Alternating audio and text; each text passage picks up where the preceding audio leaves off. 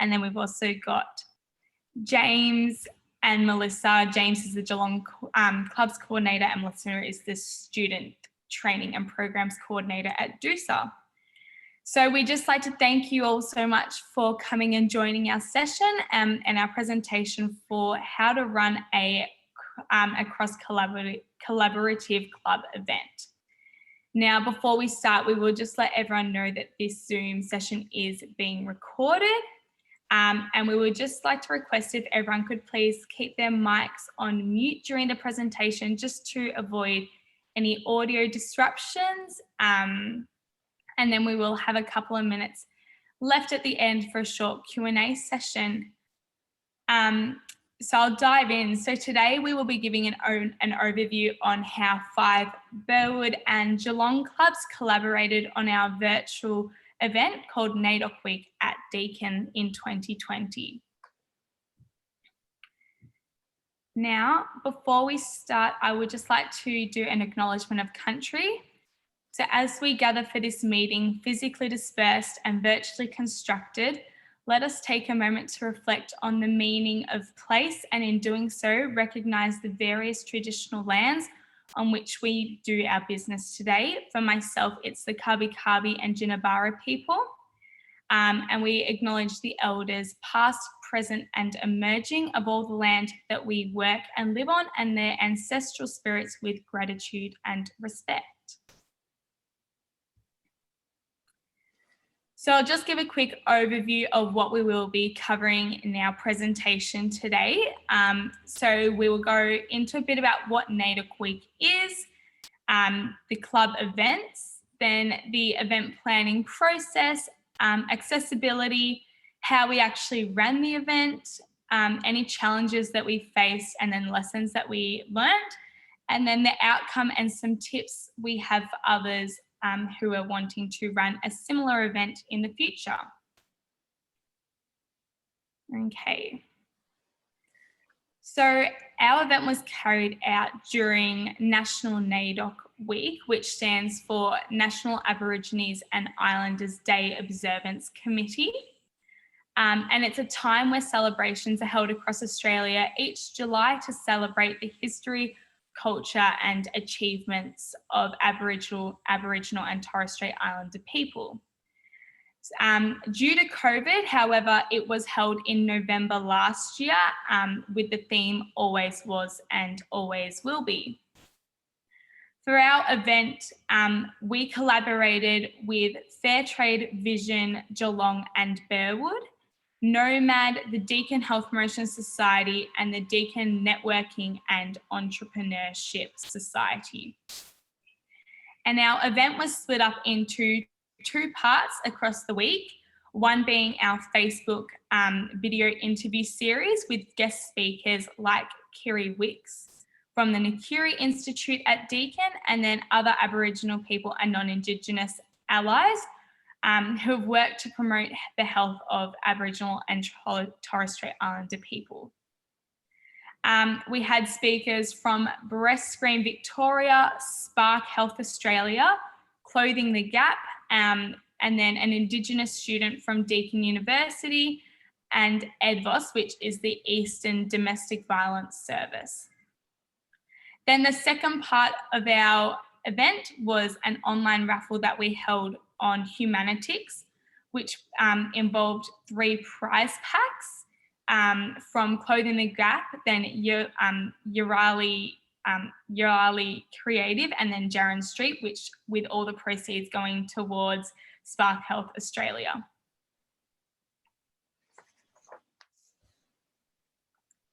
So NAIDOC Week at Deakin. Our main aim for the event was to educate and raise awareness around what NAIDOC Week is, celebrating the history and culture of Aboriginal and Torres Strait Islander people. We also wanted to spotlight certain organisations and businesses that our audience may not know about as part of the initiative. Our other focus was to raise funds for the Aboriginal health promotion organisation Spark Health Australia, and this was to help reduce health inequalities.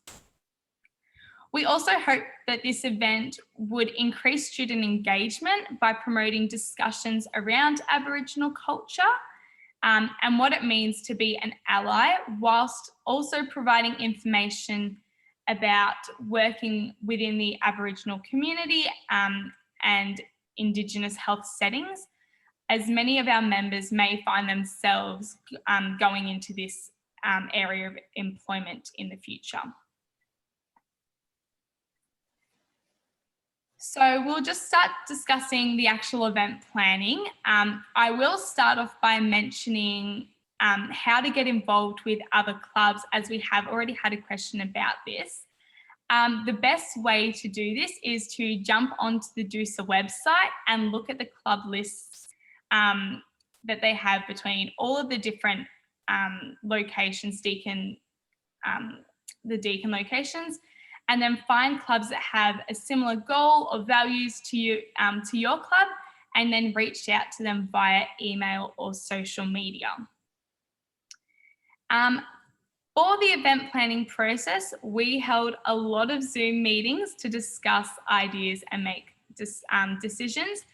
We decided to restrict this to the club execs, just because it was going to be a little bit difficult to involve the whole committee from 5 different clubs and align our availability. The execs, however, then would liaise with their own committees in their own time. We also maintained contact with guests for our In Conversation series by email to arrange Zoom meetings and then eventually record our interviews.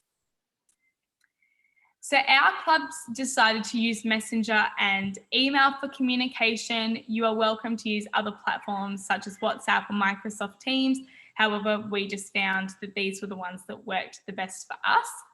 And then we also used Google Drive to collaborate on Word documents, develop interview questions together, create an event run sheet, the plan task distribution, plan any timelines and any paperwork that had to be completed for our event.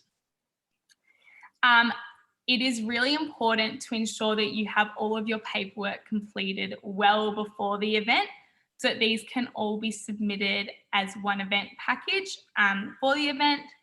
And as we were clubs from both Burwood and Geelong, we had to ensure that we would submit these to James, the Geelong club coordinator, and then also Sophie, who is the Burwood club coordinator. I will now pass on to Emily, and she'll go into a bit more about the event planning, and she'll start off with finances, I think. Yep, so in regards to finance, we had to sort of work out our total expenses for the whole event and where we wanted to seek funding support. So most of our expenses were basically the raffle prize pack items from Clothing the Gap, Yarley Creative and Jaron Street. In terms of funding support, it could either be from DUSA grants or what we chose, which was sending in a student initiative funding application with the health faculty. So with the student initiative funding application, each trimester there's actually 2 rounds of closing dates that clubs can apply for. Clubs can apply for up to $1,000 per application and can apply for funding multiple times in a year. Do keep in mind that the application form does have quite a few questions that you need to answer. So things like the purpose of your club, the objectives of your initiative, potential turnout, who it's aimed at, why the initiative is needed, and so on. But if you are successful, you also need to acknowledge the funding support in all promotional items and send in an outcome report after the event to the Health Student Experience team. In terms of the raffle component, we decided to use Humanitics as our platform to sell raffle tickets. It's usually used to sell event tickets, but we used it for the raffle instead. So Humanitix is actually a registered charity, and their main focus is to close the education gap. So that's sort of supported through booking fees from each event ticket being sold. So when you create an account on there, you can choose between girls' education programs or Indigenous scholarships, and we chose Indigenous scholarships for this event. And the rest of the funds were donated to Spark Health Australia. So now I'm going to go over the event planning process for designing promotional items, video editing, accessibility, and event promotion. So on your left, you can see a bunch of posters, event banners, and Instagram posts that we sort of designed for the event. So a lot of this, of course, needs to be sent to DUSA for approval. Before that, we also sought permission to use Spark Health's logo as well as Clothing the Gap just in case as well. And yeah, with collaborative events, you also want to ensure that you have the other clubs' logos on there to promote them as well. And since this was a NAIDOC week event, you also have the option to use the NAIDOC logo. So that's actually available on their website to download, and they have one different type of logo each year.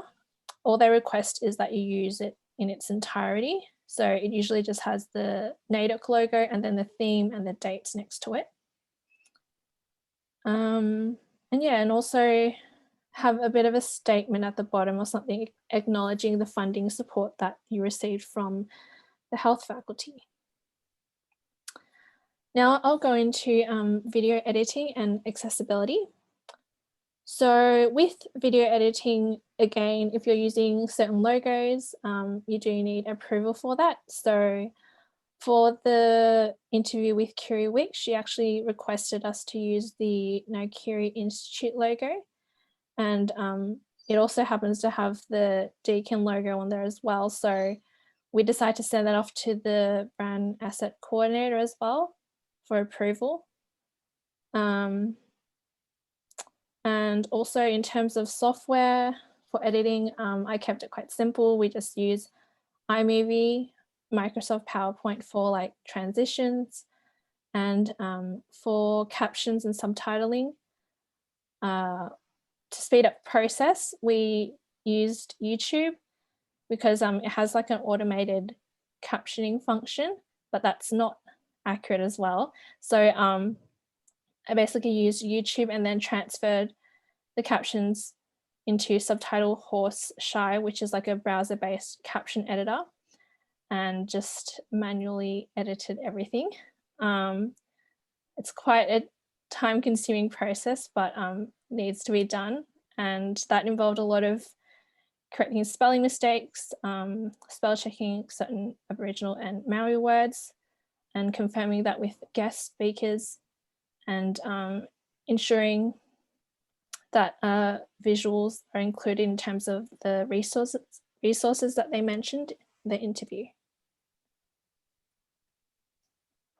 And the last part is event promotion. So usually with Deakin or DUSA events, we can seek advertising support from DUSA, but also with NAIDOC Week, we also used the website as well. So we submitted our event to the NAIDOC website, and they just sort of advertised it on their web page with all the other events that are happening across Australia. And we also sent in an article to be published on Deakin Life, which ended up being a joint article about NAIDOC Week at Deakin, as well as other events that are being run across that week by Deakin as well. Elise, your turn. So I'll quickly talk about running the event. So carrying out the event itself was pretty straightforward. We just had to ensure that we stayed organised and prepared with our scheduling for our Facebook posts that we had over the week, as well as ensuring that we had all the correct links, tags, hashtags, and resources and details for the accompanying caption. So to facilitate this, we did have a shared document where we collaborated to draft a caption template that we used, and each club posted with the video, as well as having an email template that we had that all 5 clubs could then customize and send out to their own membership base. For our video publication on our Facebook pages, we arranged for the club who had conducted or recorded the interview to make the initial post during the week, and then the remaining 4 clubs would then reshare this on their own Facebook pages. Now, the reason we chose to reshare the videos from the initial club post rather than all of us posting the video at the same time was because of our approach to collaborating on this online event, as well as cross-promotion for each other's clubs on our own Facebook pages. During the week, we also made sure to share other NAIDOC week news and content, react to each other's posts, engage in the comment section of our social media platforms, just to keep these active.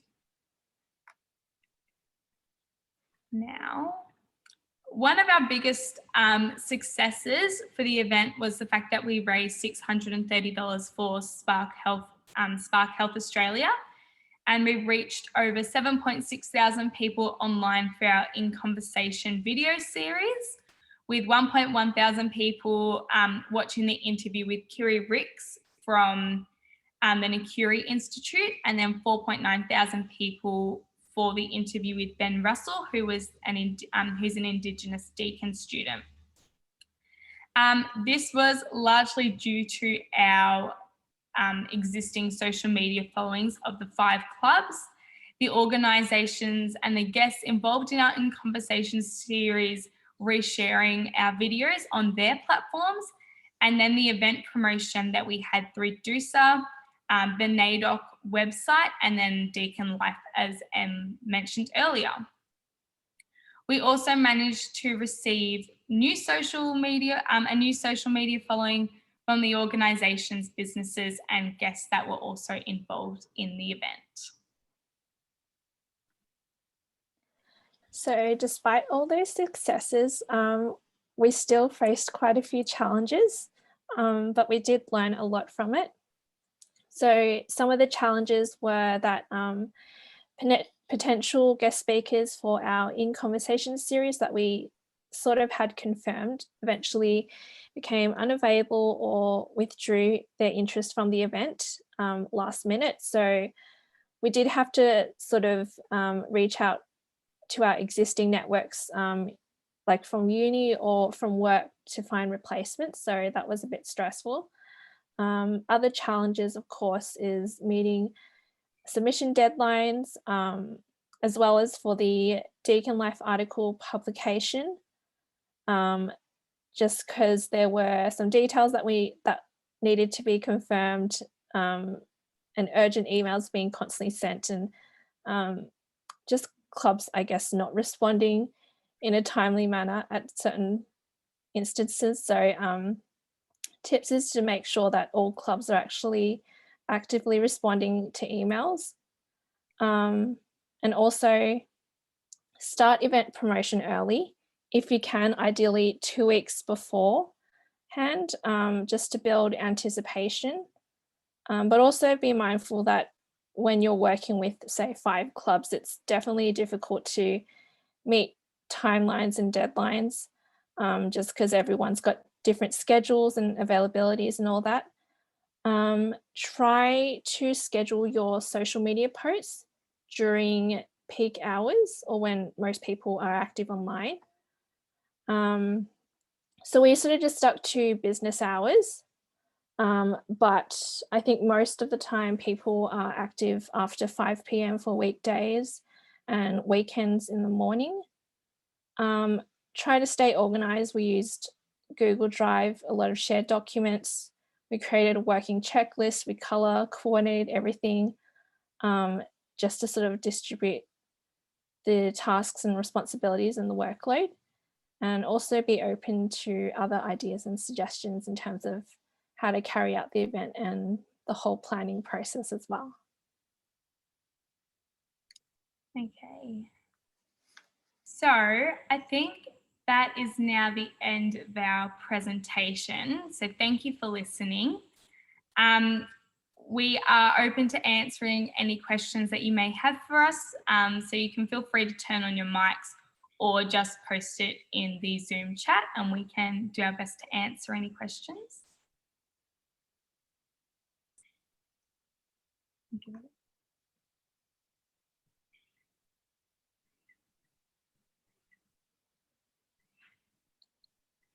Okay.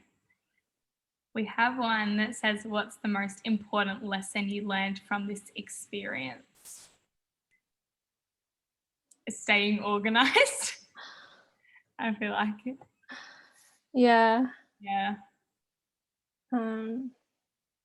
I would personally say staying organized.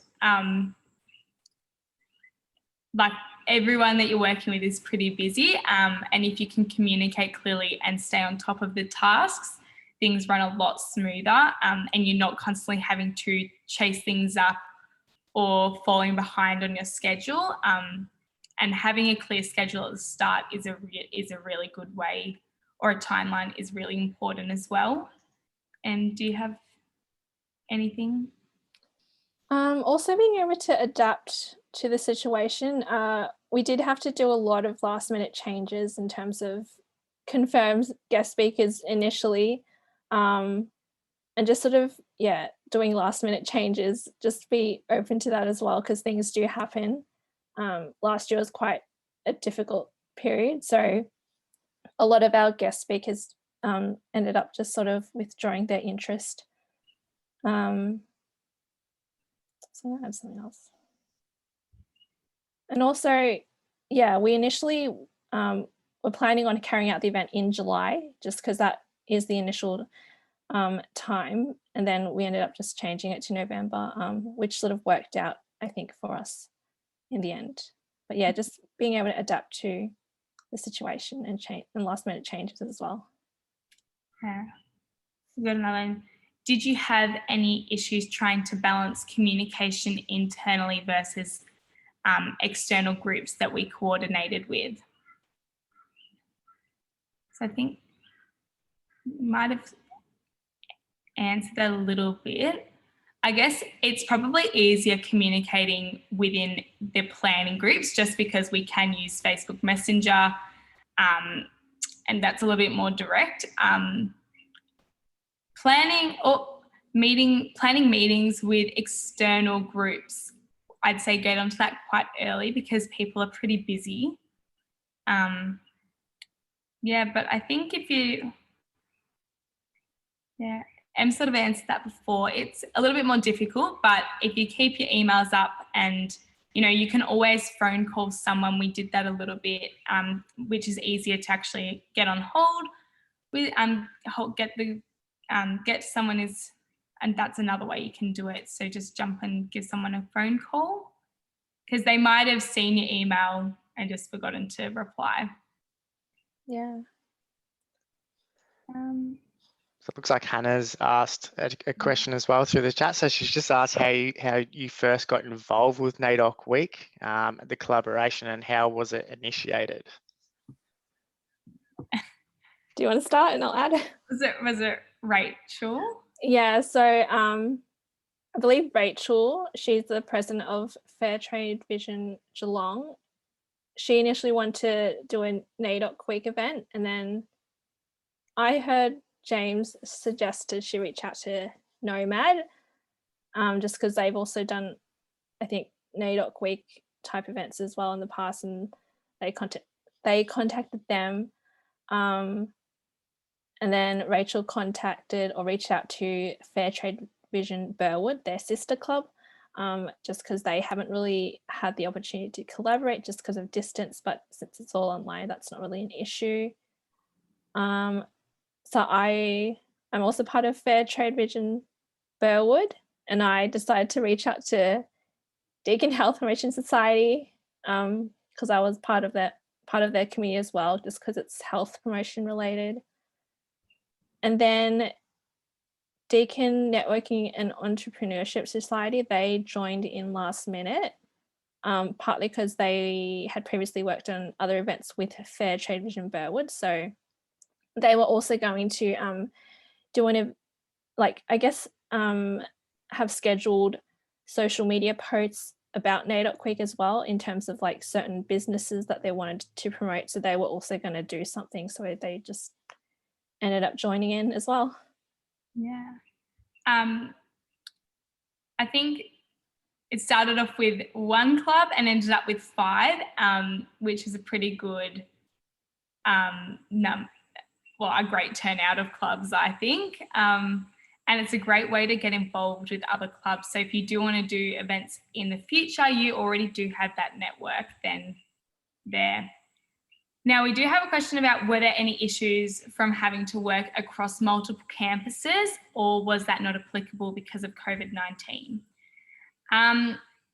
Well, I know the Deakin Health Promotion Society had actually been considered or wanting to reach out to working with clubs from different campuses for a while, and I know that now we will definitely move forward and still continue to do this because there are so many students from the other campuses who are interested in getting involved in events. I guess it was probably made a little bit easier because the fact that it was online, but I don't think that should stop doing collaborative events in the future, because it is a really good way to connect with other campuses, connect with other students. So I think it was a really positive experience, and I know we'd definitely love to do more collaborative work between different campuses in the future.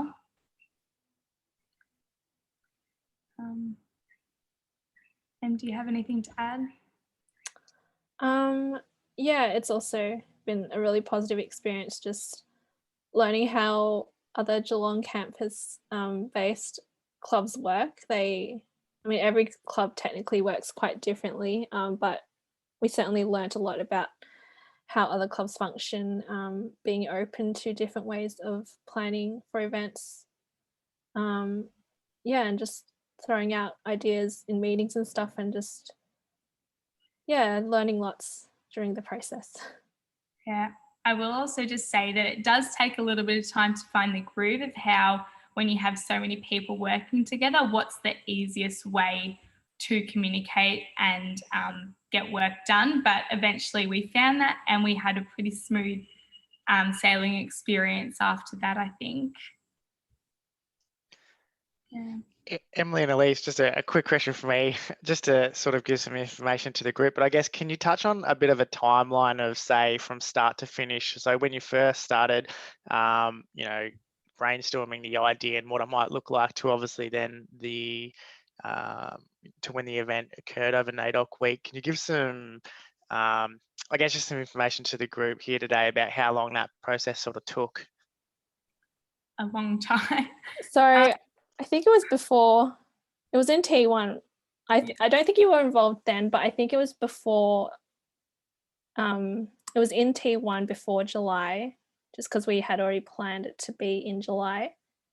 So I guess it's sort of spread across the entire year.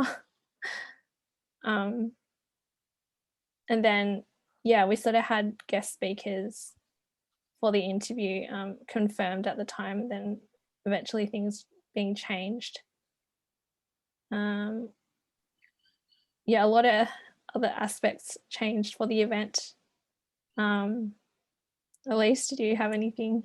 Well, yeah, I'm not sure when exactly they started reaching out, especially because that was Rachel and Fairtrade Geelong and the Nomad beforehand, but it was quite a few months.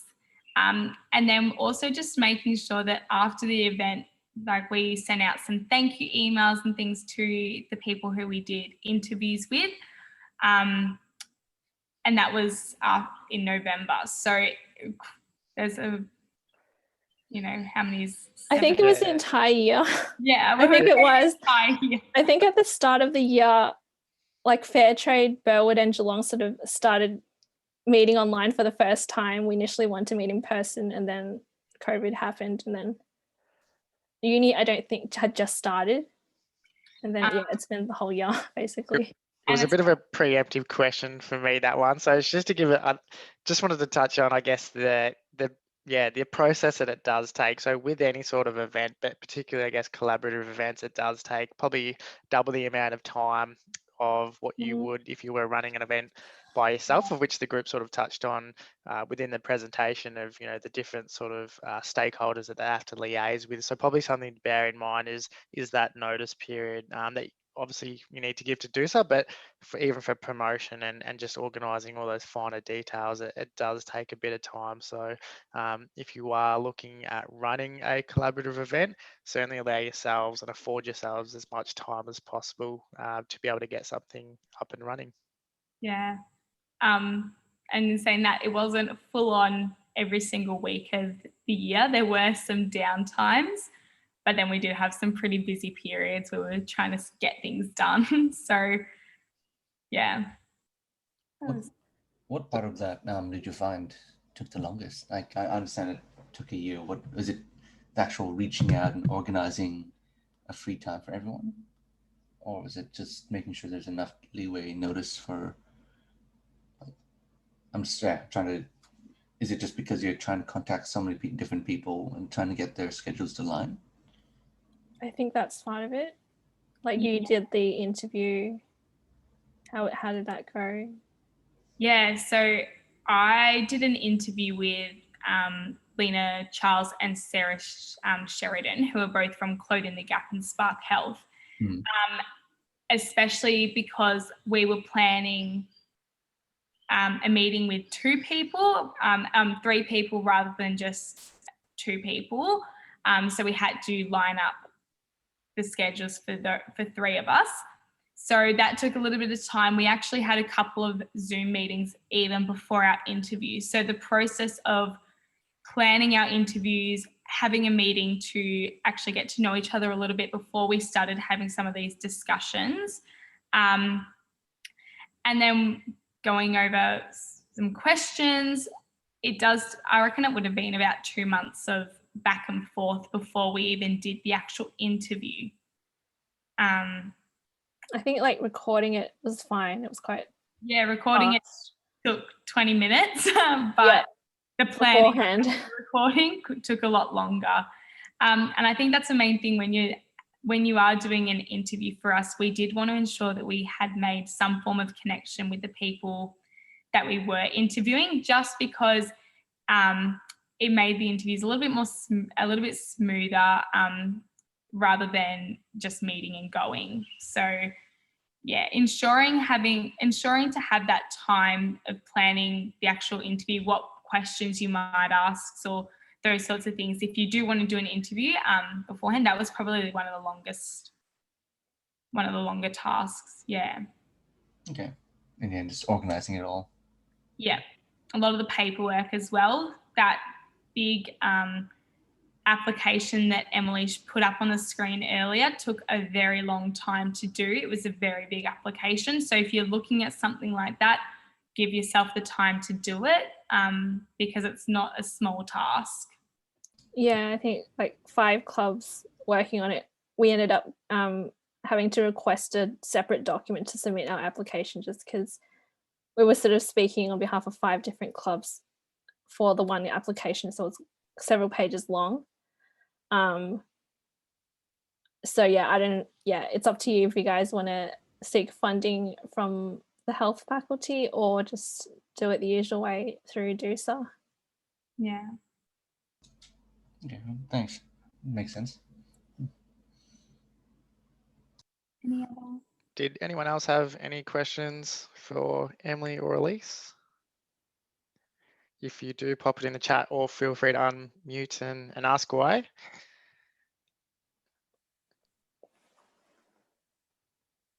Otherwise, if we're all done, we might wrap this one up. If no one has any questions. I'm assuming we'll get the slideshow after this as well. Yeah, we can provide that to you as well. Yeah, I'd like that. Yeah. Perfect. Well, thanks everyone for tuning in. Hopefully you took a bit out of today's presentation. I think there was some really good content there from Emily and Elise, and giving you a bit of a snapshot into what it takes to run a collaborative event. Hopefully you can stick around and have a look at what else is running throughout the rest of the week as well. With the leadership conference, there's quite a bit of content that's quite useful for club execs. So hopefully you can jump on and jump into another session. And once again, thanks to Emily and Elise for putting on a great session. Thanks, guys. Thanks for coming back. everyone. Thanks everyone. Bye. Learned a lot today. Thanks. Bye.